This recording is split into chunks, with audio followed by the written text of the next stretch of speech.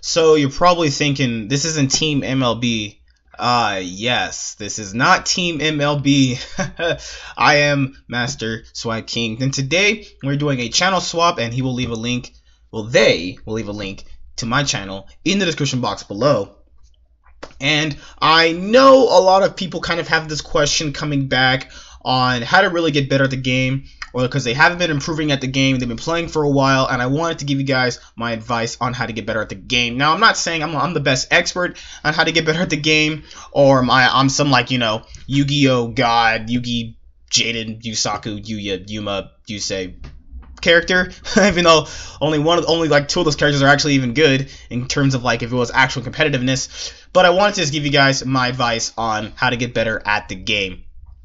Now, I would have all this in, like, bullet form and whatever, but I thought just having a nice looking background of the best monster ever, Dark Magician, and the best protagonist ever, Yugi, would be good enough for you guys, actually. But I will just round it off myself. So 3 things at the top of my head. It's 4 things. It's 4 things off the top of my head. Ooh, 5 things maybe? No. But I'll give you honorable mentions and my top 3 things. So 1, you have to kind of do some research. Now, I know that might seem like weird when you first start doing it, but you should research on what is the best deck, actually, what is to counter the best deck, and what deck you're going to play. Generally for Yu-Gi-Oh, format to format, you want to kind of find what deck you want to play and what deck you want to actually move forward with. Now, that same deck could be played in multiple different formats given the versatility of said deck. Also, you could also factor in, is this just going to be a one format deck? Now, generally a one format deck is what is considered to be the top tier meta decks at that point in time. It could be anything given the game's history. There have been a lot of top tier meta decks that have only survived one format, got hit, never seen again. A couple years later, a couple cards get released, they're back on the meta again. But you could also use decks like Lightsworn that have been played for years, and Four Knights have been played for quite some time, ever since they got released from time to time, of meta to meta, depending on what cards they have, what cards are given back on the ban list, etc., etc. But yeah, you want to make sure that you do your research, go online, find out what's the top deck list, what decks can be played, what decks are winning, and what deck you're going to actually take yourself. Another thing is, it's kind of a kid little thing. It's you want to kind of it's really childish. You want to have fun with the game. Now, I know that's going to be really childish, and someone's going to be like, what are you talking about? Okay, so generally with anything in life, if you are not having fun with it, you are not going to actually do well. You're not actually going to put in the effort if you're not having fun. That could go with anything. Sports, school, your job, anything. Anything in life. If you're not having fun with it, you're not going to get better, because you're going to not want to try if you're not having fun with it. So, like, say if you're playing so let's say you actually get a deck after the research part. So let's say you get a deck, and you're thinking to yourself, yeah, I got a deck, you know, but I'm not really happy. Probably because the deck's not, well, maybe you just don't like the deck because you're not happy with playing that specific deck. It could be a myriad of things on the reasons why you're not happy with the deck. But I personally think, for my own, I think that if you enjoy what you're playing, you'll actually enjoy the game more. Like, I played in a lot of formats, but Duelist Alliance format is one that I can remember so fondly, because it was the time I actually first won at locals with my Satellarknight deck, and I love that deck so much, and everything that it actually has stands for. And I loved it so much, I actually got the mat for it of that year. This year stands for a lot for things in my life, but, you know, it's just something that really can help you if you enjoy what you're playing and what you're actually moving forward in the game.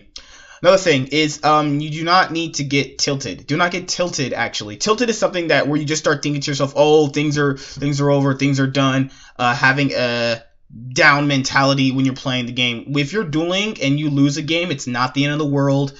You can bounce back if you believe in yourself, and if you believe that you built a correct deck and you built a consistent deck that can actually go and wave yourself over for like 8 to 9 rounds. Losing one game doesn't mean the end of the world. There are decks that people profile that are literally specifically made for going second. So when people say, oh yeah, you can't go second and win because, you know, turn 1 player is going to do all this, that's a lie, because there are decks that are built going second and they do very well.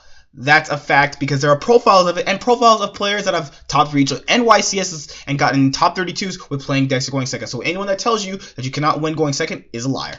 Another thing is that you want to actually playtest. You want to playtest your deck. So let's say you have a deck. Let's say you go to locals, but you don't really win consistently enough as you could.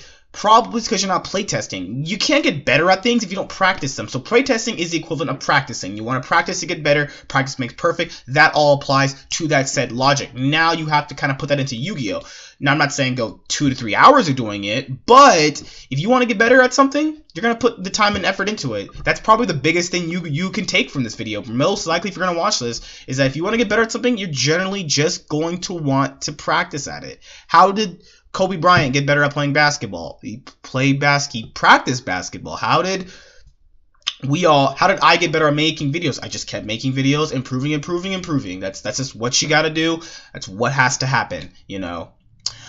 And I guess the other thing is, I don't know, it's kind of weird because I like to think of things on the scope of like sports mentality. You know, I played a lot of pro stuff in my life. I have done I'm not like some jock or anything, but school has taught a lot, and you know, playing League and watching League competitively. If you guys watch League of Legends competitively, you guys can see where that kind of goes with that. Like, you know, tilt, play testing, practicing, keeping your head cool. You want to also not go on tilt. You want to also do very well. I think the last thing I can really tell you is it's gonna be one of those things that are like, what's it gonna say? Well, I'm gonna say it. You gotta kind of not go in with the mentality of how to get better if you don't. It's hard to explain. When you want to get better, you will accept advice. And I think to get better, a lot of players don't really heed the advice people actually give them. So if I were to tell you that the reason why you're not winning is because of these specific reasons that I am watching you duel, these are the reasons why you're losing. And if you don't actually articulate the reasons why you're losing because of the advice you've been given, then you're really not going to get better. I know people give these weird like number ones on their list. This is not really a list. This is subjective talking of me on how to get better at the game. I haven't played the game for a very long time. You must take advice. That's a very big thing that I don't think a lot of people actually heed. So when someone asks for advice, you ever notice you would get significantly better if you actually listen to her advice? Now, if I told you that running Magic Cylinder in your deck is really bad and you shouldn't run that, and if you still run Magic Cylinder and you lose, that's on you. You know, you have to learn to accept advice and take advice from multiple sources. Don't just take it from just one person. Take multiple sources of advice and apply it to what you're doing. But you want to be able to listen. You need to be able to open your mind to a different factor of what you do not know and listen. But I've kind of rambled on for enough. Thanks Team MLB for letting me guest upload on the channel. If you guys want to check out me, I'm MasterSwagKing. The link to my channel will be in the description box below. I, truth be told, didn't really want to edit this video. Kind of just wanted to go off of top of the tongue. I already knew what I was going to talk about. On my channel, you'll see my intro, outro, everything else. What I do daily content. There's deck profiles, there's discussions, there's duels potentially that's going to be started. There's a ton of plethora of stuff that everyone can enjoy. So thanks Team MLB. I'm MasterSwagKing. I'm signing out. See you guys later. Bye.